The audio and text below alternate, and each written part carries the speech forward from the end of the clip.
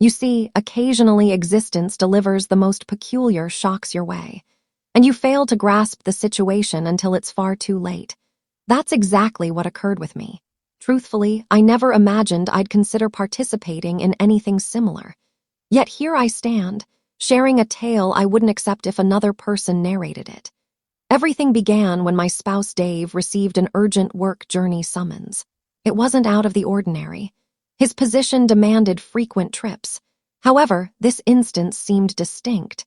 Perhaps it was how he hurried through the entrance, scarcely allowing me a moment to absorb that he'd be absent for 14 days. 14 full days. He pecked my cheek, seized his luggage, and stated, "I'll contact you upon arrival," and in an instant, he vanished. Initially, I didn't dwell on it. After all, I'm accustomed to solitude during his absences. But that night, a rap sounded at the entrance.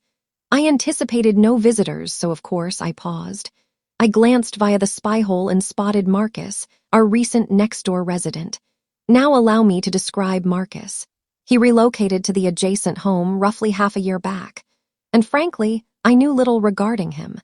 I'd observed him several occasions, exchanged greetings occasionally, but nothing beyond that. Marcus was, well, let's state he possessed an aura. Tall, wide-shouldered with this serene assurance surrounding him, and he displayed the sort of grin that could illuminate a space. "Hi," he uttered as I unlatched the door. "Apologies for disturbing you, but I observed your veranda illumination blinking. Figured I'd inform you." "Oh, appreciate it," I responded, abruptly quite conscious that I wore an aged hoodie and leggings. "I've intended to repair that." "No issue. I've obtained extra lamps if required," he proposed. "I could replace it swiftly for you." Typically, I'd courteously refuse, but an element in his manner inspired confidence. "That would be wonderful," I mentioned, moving aside to permit his entry. I observed while he addressed the illumination. His actions fluid and proficient. We engaged in chit-chat, and I discovered myself chuckling at his humor more than anticipated. Upon completion, he faced me and remarked, "There, as good as fresh." "Many thanks, Marcus," I expressed. "I owe you." He beamed. "Forget it. That's the purpose of neighbors." As he departed, I couldn't dispel the odd sensation. It wasn't any remark or action from him. It was simply him, his demeanor, how he appeared so relaxed. It was invigorating, particularly as Dave and I had fallen into a somewhat monotonous pattern recently. I shook my cranium attempting to dismiss the notion. But that marked merely the start. That evening, while preparing for sleep, my device vibrated. It was a note from Marcus. "Let me know if you require assistance with anything further." Glad to assist. My pulse quickened, and I couldn't comprehend the reason. I gazed at the note for what seemed an eternity, my thoughts swirling. Why was I analyzing this excessively? It was merely an amicable communication. "Correct." I composed a brief, relaxed response. "Thanks, Marcus," concise and direct. No space for misunderstanding. But as I placed my device aside, I couldn't avoid sensing something. Not remorse, not precisely. Just this peculiar blend of intrigue and discomfort. I convinced myself it was insignificant and retired. The following dawn I arose, proceeded with my routine, and attempted to erase the entire matter from my thoughts. But near midday, I recalled an item. The tap in the cooking area had leaked for weeks. Dave vowed to mend it, but well, circumstances intervened. Usually I'd summon a repairman, but an aspect of Marcus's note persisted in my subconscious. So I dispatched him a brief note. "Hey Marcus, are you familiar with repairing taps? Mine's been leaking constantly and it's maddening me." His reply arrived nearly instantly. "I can examine it. Arrive in 10. 10 minutes afterward, there he stood, at my entrance once more, toolkit gripped. I couldn't avoid noticing how seamlessly assembled he appeared, even in a basic tee and denim. "Direct me to the offender," he stated with that effortless beam. I guided him to the cooking space, and as he labored beneath the basin, I discovered myself conversing with him beyond what I foresaw. He shared about his role as a visual artist, his passion for preparing meals, and how he'd lately shifted to the area following a difficult separation. "I believed a new beginning would benefit me," he mentioned, his tone firm but laced with something profounder. I assented, uncertain of a response. "Well, I'm pleased you landed here," I stated, You've proven an excellent neighbor. Appreciate it, he remarked, peering up at me from below the basin. It's pleasant to have a conversation partner. This location can become isolated at times. I didn't identify what it was, perhaps his delivery, or perhaps the reality that I'd felt somewhat isolated myself, but his statements resonated with me. After roughly 20 minutes, he rose, cleansing his palms on a cloth. Completely repaired, he stated, rotating the tap lever to demonstrate. You're a rescuer, I expressed, truly appreciative. What do I owe? He chortled. 0. View it as repayment for the occasions I've utilized your internet when mine failed. I chortled as well, although I couldn't recall providing the code. Well, sincerely thank you, I stated. He remained a while longer and we wound up discussing over a mug of Java. The dialogue progressed so smoothly. And before realizing, 60 minutes elapsed. When he ultimately exited, I discovered myself gazing at the vacant Java cups on the surface, experiencing something absent for ages. That night, while browsing my device, I observed an alert from Instagram. Marcus had subscribed to me. My digit lingered over the alert, pausing briefly before I pressed subscribe in return. During the subsequent days, matters between Marcus and me remained ordinary. At minimum, that's what I assured myself. He'd gesture when I stepped out for mail, or he'd message a arbitrary, amusing image that provoked audible laughter. It seemed innocuous, even revitalizing, but then arrived Saturday. I'd scheduled the day for household tasks, but while organizing clothes, my device vibrated with a note from Marcus. Hey, I'm barbecuing later. Care to participate? Merely informal. I stiffened momentarily, uncertain of a reply. Dave remained absent and I lacked plans, but wasn't it odd? Yet again, it was simply a cookout. A neighborly act, no further. Certainly, sounds excellent, I answered before overanalyzing. Several hours afterward, I discovered myself in Marcus' rear yard, clutching a dish of barbecued poultry and produce. The arrangement was basic yet welcoming.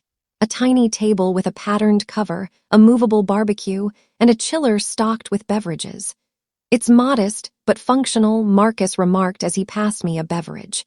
It's ideal, I responded, and I was sincere. There was something extremely laid back about it all, a pleasant shift from the stiffness of suppers with Dave's professional associates. While dining, we discussed all and sundry. Preferred films, humiliating youth anecdotes, even our most disastrous culinary attempts. Felt so effortless, so innate. At a certain juncture, Marcus reclined in his seat and regarded me with an inquisitive look. You know, you're not what I anticipated, he stated. I arched a brow. What does that imply? He snickered.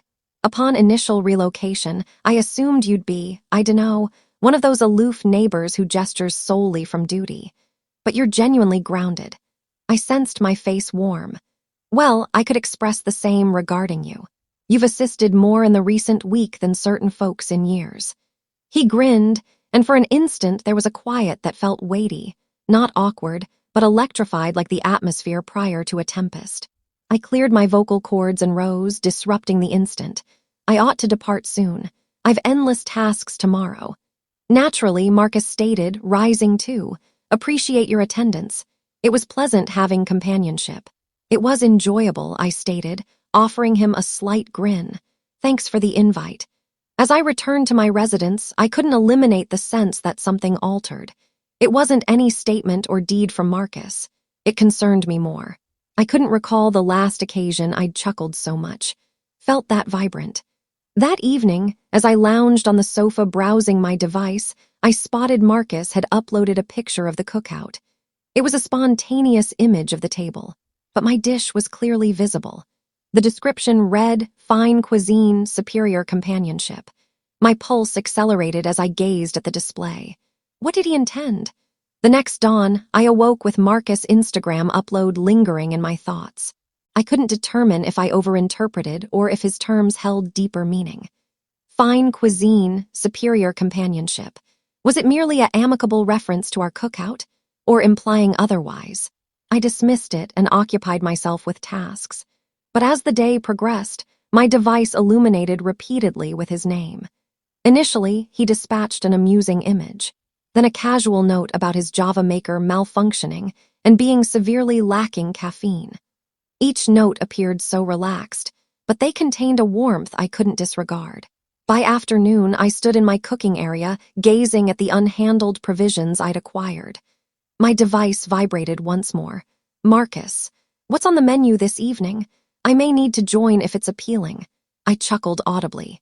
Without deliberation, I answered, only if you tolerate delivery. Preparing meals isn't occurring tonight.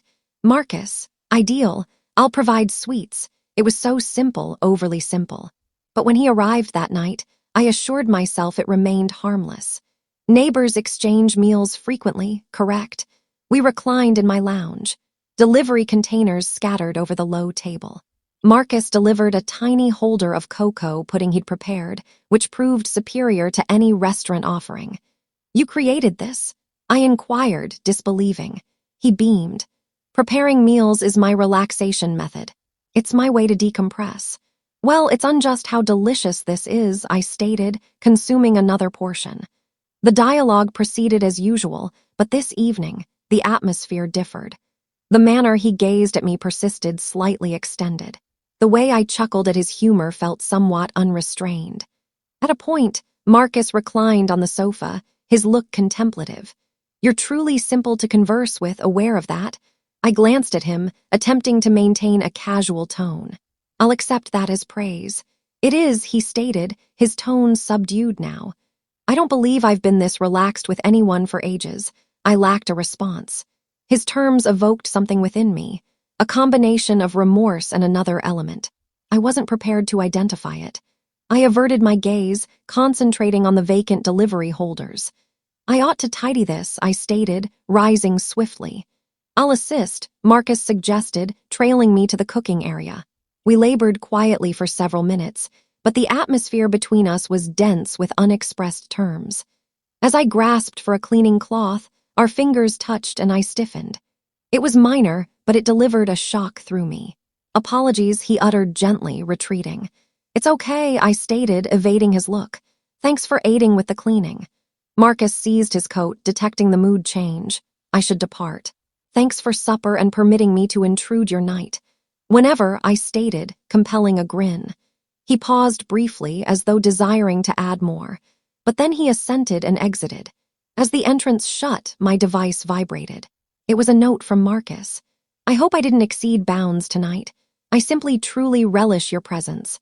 I gazed at the display, my pulse thumping, uncertain of what to express or what I ought to express. I perused Marcus's note repeatedly, my thoughts racing. What did he imply? Was he merely courteous or did his terms conceal more? My digits lingered over the keys as I attempted to form an ideal response. Something relaxed, something that wouldn't promote or halt it. You didn't exceed. It's pleasant having companionship while Dave's absent. I dispatched and immediately rued it. Why mention Dave? Was I reminding him or myself of my marriage? Marcus's reply arrived swiftly. Glad to learn that. Inform me if you require companionship again. I set my device aside, my gut twisted. Portion of me recognized I should create separation, but another portion. A portion I refused to acknowledge enjoyed the focus. It had been ages since someone regarded me as Marcus did, since someone caused me to feel noticed. The following days transpired without incident. I concentrated on employment, handled tasks, and evaded Marcus, but despite maintaining distance, I couldn't cease contemplating him. His chuckle, how he appeared to truly relish our discussions, how his existence seemed to occupy the space. Then, on Friday, the quiet shattered. I sat in the rear yard with a goblet of vino, attempting to savor the night when I heard his voice across the barrier. Hey, neighbor. I glanced up and saw Marcus resting against the barrier, a brew in his grasp and that effortless grin on his visage. Hey, I stated, attempting to keep a relaxed tone. Mind if I accompany you? I paused, but only momentarily. Sure. He scaled the short section of the barrier with the simplicity of someone familiar with it. Moments later, he sat opposite me, the nocturnal air resonating with the soft buzz of insects. I began to believe you avoided me, he stated, his tone mild but his gaze probing mine. Just occupied, I stated rapidly, sipping my vino. Marcus assented as if not fully convinced. Understand. Existence interferes occasionally. For a period, we sat quietly, the type that felt both cozy and intense. Then he spoke once more, his tone gentler. Do you ever sense trapped in a pattern, like each day mirrors the previous and you're merely enduring? I regarded him, startled by the inquiry. Occasionally, I confessed, I suppose all experience that eventually. He assented, gazing at his brew. That's why I relocated here. I required alteration, an opportunity to recommence. I lacked words, so I merely assented, permitting his statements to linger. Then he regarded me, his gaze fierce. You're distinct, however. You render things lighter, like existence offers more than mere pattern. I felt my pulse falter. His delivery, his regard, it overwhelmed. I rose suddenly, my seat grating against the terrace. I should enter, I stated, my tone unsteady. It's late. Marcus rose also, his look indecipherable. Certainly. Thanks for allowing me to intrude your night. Whenever I stated reflexively, though uncertain if sincere. As I secured the entrance after him, my device vibrated with another note from Marcus. I meant my words outside. You're distinct. My limbs shook as I placed the device, pondering how long I could tread this path before collapse. The ensuing days were chaotic feelings I couldn't disentangle. I immersed in employment, attempting to disregard Marcus's persistent influence. But regardless of efforts, I couldn't erase his terms, his gaze, how he caused me to feel noteworthy. I assured myself it was pure, that no event occurred. But inwardly I recognized otherwise. The boundary between camaraderie and more began fading, and I wasn't certain of the destination or if I desired halt. Then Wednesday night everything intensified. Rain poured, one of those abrupt seasonal downpours that saturates all swiftly. I nestled on the sofa viewing a film when a rap echoed at the entrance. I unlatched to discover Marcus there, drenched, clutching a vino bottle. Marcus, why venture in this climate? I inquired, moving aside for entry. My electricity failed, he stated, shaking moisture from his locks. Thought I'd check your illumination and offer this as apology for imposition. He elevated the vino with a bashful beam. I paused, aware I should dispatch him home, but the tempest raged and he appeared truly wretched. Enter. I'll fetch a cloth. As he dried, I dispensed vino glasses. You truly needn't visit, I stated as we settled. He shrugged. Disliked sitting obscured. Moreover, your companionship surpasses wall gazing. The external tempest amplified our tension, the patter on panes, the candle flicker when illumination wavered. It felt overly personal, overly near. We conversed, dialogue flowing as ever but now edged, weight in his terms. At a juncture Marcus advanced. His gaze fixed on mine. You know, he stated, tone subdued, I've never encountered someone like you. You're intelligent, amusing, and unaware of your excellence. I stiffened, pulse racing. Marcus exhaled. He interjected, reclining and combing his locks. I know you're wedded. I'm not attempting boundary violation, but I can't control my emotions. His terms lingered, substantial and irrefutable. I should have ended it, instructed departure, reminded us of respected limits. But rather I sat, unable to avert. I lack words, I murmured, voice scarcely heard over precipitation. You needn't utter, Marcus stated, rising. I just required honesty with you. He approached the entrance, palm on handle. Apologies for complicating matters. That wasn't intended. Marcus hold, I stated, rising instinctively. He pivoted and momentarily the world halted. The tempest, tension, unvoiced emotions, all collapsed around us. Marcus paused, palm still on handle. If you instruct departure, I shall, he uttered softly. But if any portion feels as I do, just utter. I gazed at him, heart lodged, aware next words would alter all. The atmosphere between was dense, his terms burden oppressing me. My mind urged halt, utter correct, establish boundary. I recognized we neared perilous crossing, but instead of uttering, I stood immobilized, heart thumping so noisily I barely heard external rain. Marcus remained static. He lingered by entrance awaiting, granting decision space. His moderation complicated it. He wasn't compelling, wasn't urging. He was present. I can't, I finally murmured, voice quivering. This isn't correct. I know, he uttered gently, interrupting. I know it isn't, but that alters not my feelings. He advanced closer, gaze probing mine. I'm not requesting anything. I just needed you aware. I couldn't inhale. My mind whirled emotions. Remorse, dread, bewilderment, and unnamed else. I felt confined between known right and heart's urge. Marcus, we can't proceed, I stated, locating voice. We haven't proceeded, he stated, tone firm but gaze raw. But honestly tell, if he wasn't involved, would difference exist? The query struck like gut blow. I desired falsehood, deny, assert no change, but couldn't. I don't know, I confessed, voice scarcely audible. Marcus assented, sorrowful grin on lips, that's sufficient. He pivoted toward entrance, grip firming on handle. Good night, Evelyn. Good night, Marcus, I murmured, observing as he ventured into tempest, form vanishing in obscurity. I shut entrance and rested against, tears flowing. What had I done? What was I doing? The external tempest raged, mirroring internal chaos. I knew I'd evaded disaster, or perhaps not, since though no occurrence, feelings persisted, hovering like rain's aroma.